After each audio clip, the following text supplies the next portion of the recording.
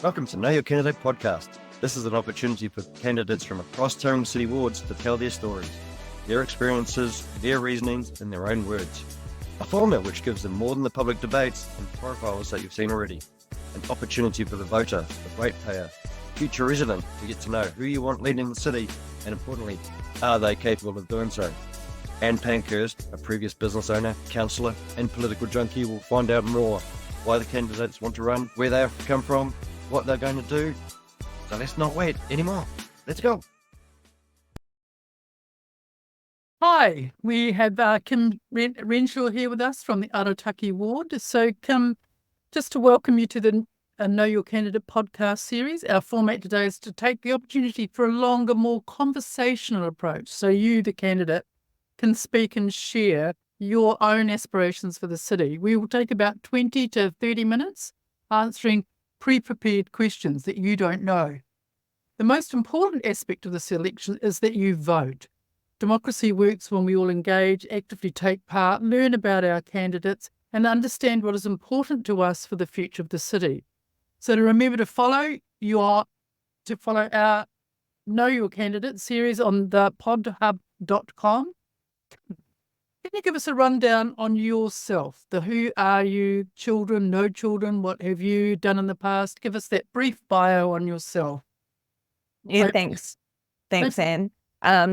So I am a 41-year-old. I have twin girls who are at school, and we live on Ocean Beach Road, just out of the ward. And it's for the past 10 years, I've been working in the waste and recycling industry as a project manager. And for that, I do all sorts of bits and pieces around running technical advisory groups and producing pieces of work, delivering work programs. So I guess I'm on the delivery part, but lots of research by others and then coordinating, bringing all those things together. So I guess I'm one of those people who gets stuff done.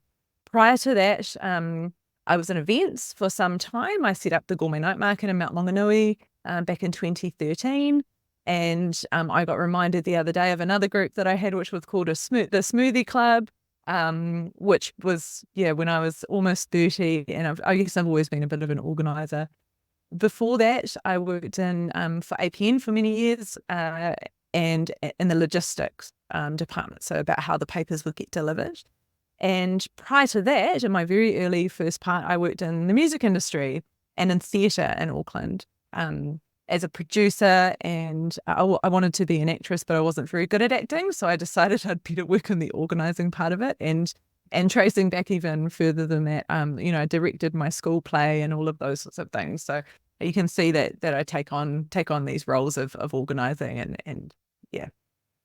So Kim, I'm just, as I said, we're going to just take more of a conversational style. So have you had any previous governance roles? And if so, what would have been the biggest budget that you as a governor have worked with? Yeah, so I guess there are certainly other candidates that have got more governance experience than I, but I think my governance experience is in two parts. One is in the work that I've done as a project manager in terms of managing project governance. So that's in a smaller budgets, pieces of work, but chairing meetings and driving or facilitating that consensus building, which I think is a very transferable skill and very similar to what you would do in the council position. In terms of sitting on a board in a specifically governance role, my only experience in that is in two organisations. One was with the Mount Business Association, where I took on the role of chair. Their budget is very small, only $200,000 per annum, but it was ratepayer money. So I took that very seriously and facilitated that board. And there was a lot of changes that happened in that organisation while I was chair. My other role has been as treasurer for the Toy Library, which is a much smaller organisation, but also really critical in our community and also aligns with my zero waste values. Perfect. So obviously, you, especially if you were in the Main Street, you've had a bit of experience working with TCC. Would you like to outline any other experience you've had working with them? Yeah, so I've worked with TCC in three key parts of my life. One is my partner is a builder, so we have quite a lot to do with TCC in terms of, or I have an understanding, I guess, of how TCC works in terms of the consenting department, and also the planning department. And those are two really critical functions that TCC delivers in our community. We spent a lot of time talking about the housing market, and also, like we're having lots of conversations at the moment about the proposed consultation to build 60 square metre granny flats, unconsented or without consent. So we've been having a lot of conversations. So that's an internal conversation in our household, little window into what we chat about in the evenings. And also in line with my work in the waste industry as well. So I have a lot to do with the waste team. I worked on as a contractor delivering waste education to our events organisers for many years as well for the resource recovery team. So that I have a good understanding of how they function, the contracts that they manage, and how waste is managed in our city. And in terms of my responsibilities with Mount Main Street, I met with council a number of times and was quite, enthusiastic about a change to the way that our Mount Main Streets were managed, because essentially they were left to do their own thing. But in the Mount Main Street example, or Mount Business Association, it meant that we weren't really being managed and we weren't delivering really good outcomes for those targeted ratepayers. So during my time as chair, I was able to set up with them or push for a more sort of stricter approach to us, making sure we were delivering a really good ROI for those targeted ratepayers. Excellent. So another question roughly around that. What do you consider the main role of a mayor and councillors of a city to be? What is their role? Well, I think it is a leadership role in terms of it's clearly governance, and I know it's set out in terms of, it's legislated what we need to do as a team of councillors. But I guess more of a broader sort of philosophical answer would be that I think it is those councillors' responsibility alongside the mayor or under the mayor. I see the mayor as the leader of the councillors to provide, to set out the expectations for how the council machine will function. So the values, the little bit of pushback as well in terms of, hey, we want to achieve these outcomes for our community. We're going to have these values of accountability and transparency and all of those things, and then really trying to feed that through the CEO, through their KPIs that they need to achieve into those council silos, into that council machine, to encourage those values to come through in terms of what they're returning for the ratepayers. Excellent. So the skill set I would really love to drill down on is the ability and experience in managing complex commercial and political environments. Yeah. So what do you think your skill set is? I'm such a mixed bag, Anne. It's all complex. I really like wicked problems. It's something we talk about, in the waste industry. I'm also in the sustainability space. So for me, that we talk a lot about these wicked problems that we have to solve as society gets more and more complex. So in terms of my experience in complex political environments, I haven't worked as a councillor, and I think in some ways that's good because I have a fresh, and I'm not tarnished, I guess, in terms of my thoughts around how that council could operate. I think that each issue pertaining to this next council should be addressed in terms of projects. I think that's a really nice, simple way. Like, what do they say? If you want to eat an elephant, take a bite at a time. I think it's going to be like that. And I think you achieve that through your committees. So I think if we can get them really clear, it is very complex. We need to be able to prioritize really effectively. So building metrics for deciding what projects are most important when, and be able to really determine the outcome for our community based on those projects. So I don't think we're telling the story to the ratepayers very well of why we're doing what we want to be doing. And I think that being able to being able to simplify the complexity down is going to come from breaking these into projects and then being able to prioritize them as a group. And if we can do that, then I think we'll be simplifying it. What was the other question? What was the first part of the question that you asked me? I think you've covered that really well. Okay. So now a really grunty one, if the others haven't been grunty enough for you. The funding for the huge infrastructure infrastructure spend is one of the biggest issues facing the city. What would your solution be for that? How to fund all the infrastructure? Yes. Well, we've got two issues, don't we? We've got aging infrastructure, we've got new infrastructure. So I think it is going to come down to the combined approach from the new council in terms of how they want to fund it. I think we'll need a combination of using existing rates revenue and borrowing. I think water is going to be our first really crunchy issue in that, and determining whether it is going to become a CCO or whether it's going to stay in. And if it stays in, then it's a significant rates increase for the ratepayer. And it sounds like people are really unhappy with the proposed rates increases. And I know that all of the local government or all TAs around the country are in exactly the same boat, because, waters was taken out and now it's been put back in. So I don't know if I have the solution to that, Anne, but what I am really, really focused on is evidence.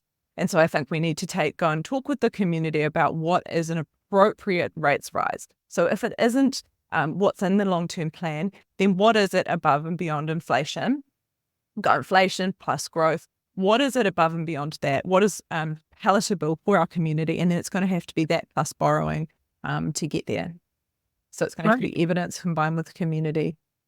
So another one, given that you govern at large, whilst champion your ward, how do you see collective action when it's not what you think your ratepayers or some of your ratepayers would want? How do you manage that conflict?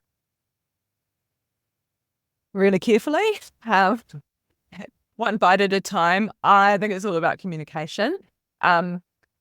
Look, I don't know the answer to this yet. All I know is that when I'm faced with a complex problem in anything that I do in my work, I just navigate that by talking to as many people as I can, looking at all of the evidence, and then just taking it one step at a time. So I can't say I have the answer to something that I don't know yet.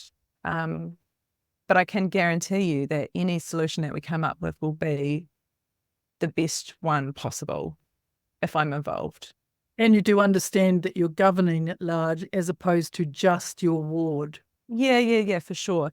So I think it's a city problem. Most of the problems, especially the problems in my ward in Arataki, are city-wide. People in the Arataki ward are actually reasonably happy with the services. There's lots of new services in Arataki. People are pretty happy with the facilities. Most of those issues are city-wide. And there's a mandate there that we are governing for the city, not just for the ward. Sorry, I don't know if I answered that very articulately before. But yeah, I absolutely appreciate that. And it's going to be prioritizing. So what lots of people in Arataki have been talking to me about is, hey, we don't really necessarily need some of these new services as much as some of the other areas will need. So we understand that we will be down the priority list in terms of what we require. But what we do need is this, this, and this. So that's what it's going to be about in a ward-based system, understanding what the priorities for your ward and then balancing those about the other wards and us all sort of getting in line. What I'd really like to see, and this, I don't know if you're going to ask me this question, but I'll just tell you anyway, is this kind of, where we have a city plan, I'd really like to see the age of all of the housing stock, the age of all of the infrastructure, and develop not a 10-year plan, but really a further beyond that, a 75 to 100-year plan of how we're going to replace the infrastructure over time and what the priority list will be. So we're actually looking at a little bit further with a wider lens, because we're a growing city and we're going to need to look much further ahead if we want to get beyond this sort of get re-elected thing, which I'm not interested in that. I'm really interested in solving the wicked problem. So your approach will be, if I have to make hard decisions that are not necessarily popular, I will do that rather than think I'll make the soft option so I get re-elected. Is that? Yeah, but I think if the community are not with us along the ride, we're not doing our job either. We should be able to justify what we're doing, and people should be able to understand that too. So if something's really, really unpopular, maybe we haven't got that right as well. So I think most people are logical, most people are reasonable. It's just that, and this is something I'm quite passionate about, taking technical information and turning it into easily understandable chunks where people can get what we're talking about, and they can get that, we're all striving for equity. If people are doing better, then it's better for all of us. If our community is working in a better way, it's better for everyone. So I think, if the community are not on board, we're not doing our job. That's part of that job is being out there, being visible, and having conversation about why we're doing what we're doing. So what is your reaction to the view that Tauranga is a critical part of New Zealanding and its growth? So we have to think more nationally than locally because of what happens here matters. We do have to think nationally. Because we're a growing city, lots of people are wanting to come and live here as well. And that's, how we fit into that national system, or, this sort of global New Zealanding is, it's really interesting, isn't it? Like, what are we, we're the fifth largest city. We're going to be getting bigger and bigger, but we have requirements placed on us by central government as well, things that we are asked to take on, and how we fit into that is, we're like a jigsaw puzzle, aren't we? We're all part of this jigsaw puzzle with people moving around. I think we're given a mandate specifically to look at our city. So it's about being aware of what's been placed and what's coming for us, but also how we fit into the national political 3-year cycle too, because, there's been a lot of talk about that. Okay, I'm in some of the meetings I've watched with the long-term plan deliberations, they're saying, okay, well, this is what we're facing now, but in a few years' time, we might have a different government, and then we would expect funding to come back in for this, which has been taken out of it now, isn't it? So I think it's definitely about considering that lens of what might change in the future, and the flip-flop from left to right in the, central government system. So I'm just going to ask you, how do you consider managing multiple competing interests, like reasonable rates, new funding model, infrastructure deficit? How will you choose between investing in growth and rate relief? This is it. This is the crunchy bit. This is exactly what we need to work out. Well, the pointy end. You've arrived at the pointy end. We've arrived at the pointy end. How do we do it, Anne? No, you can't ask me. No, I know the question, and I don't know all the answers yet. But so, if I'm elected into council, I'll be advocating for us to take an approach of and really including the well-being. Hold on for 1 second.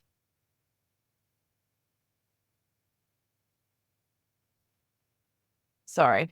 Well, the thing, our puppy got hit by a car yesterday, and he's here, and we have to look after him, and so someone has come in to check on him. So that's why I just came away for 1 second. He ran out in front of a car. It's been a very torturous time, but he's fine. He's going to be okay.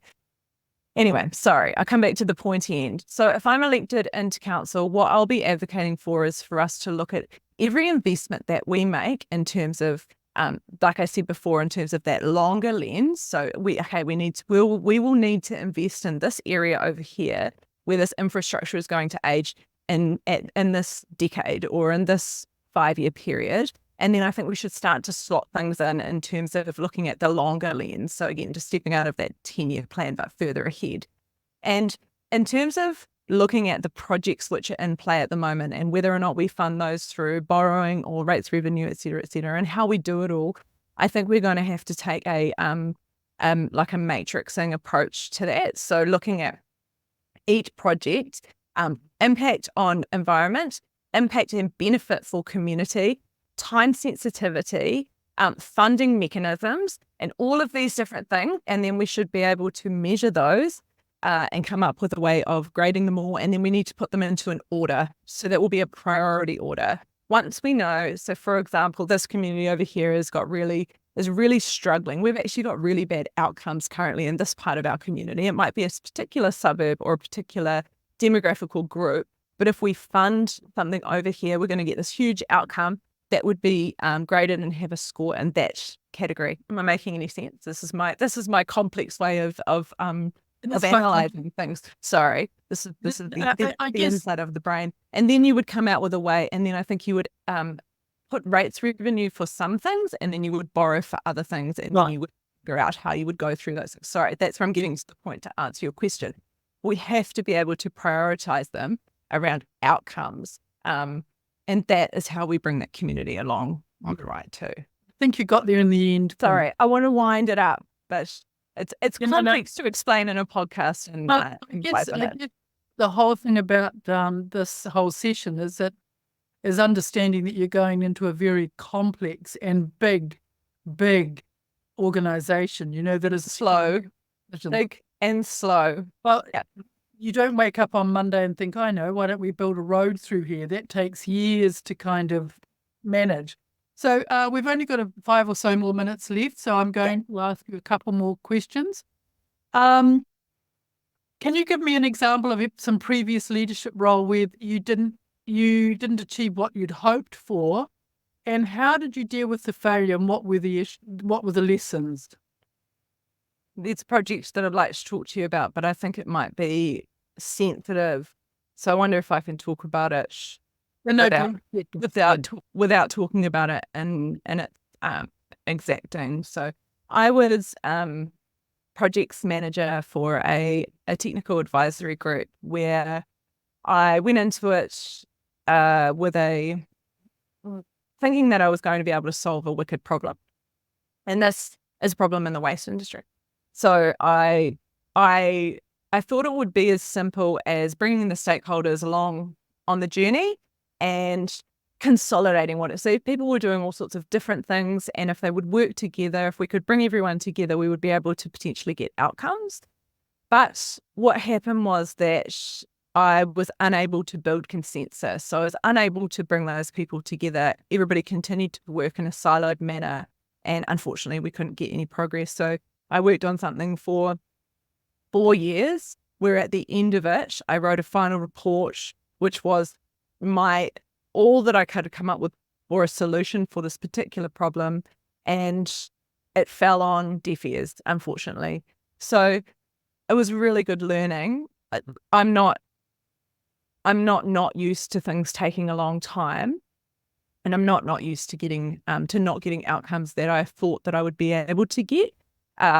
Sometimes projects just don't work. Sometimes it's not what you think it's going to be, and that's okay too. But I still think the work that I do, and the work, if it's in this space, if it's in local government space, it is all meaningful, and that's what gets me up in the morning, and it's what helps me sleep at night. Is if I'm putting my time and energy into something that's trying to make the world a better place or make the community a better place and have good outcomes, then I'm happy with that if it's not what I think the outcome should be. So hopefully that sort of answers your question. It certainly does, and I think it kind of encapsulates exactly what's sitting at a council table. Is that you've got a project, you want it to get over the line, but the rest don't. So how do you manage that? So we've come to the end of our time. I'd like to thank you very much for taking part in this series. You're our first one off the cab rank. So you've done exceptionally well. I wish you luck for the future, and I'd like, if it's possible, when this does come out next week, for you to share it amongst your followers, and to remember to tell everyone to vote. The most important part of this whole thing is to vote, and to follow us on thepodhub.com. So again, thank you, and thank you very much for taking part. Have a great day. Yeah, cheers. Thanks very much. Thank you. Bye-bye. Bye-bye. Tune in to the next episode of Know Your Candidate to be informed on who you want to run your city. Got feedback and like to comment your thoughts on the episode? Connect with Know Your Candidate on social.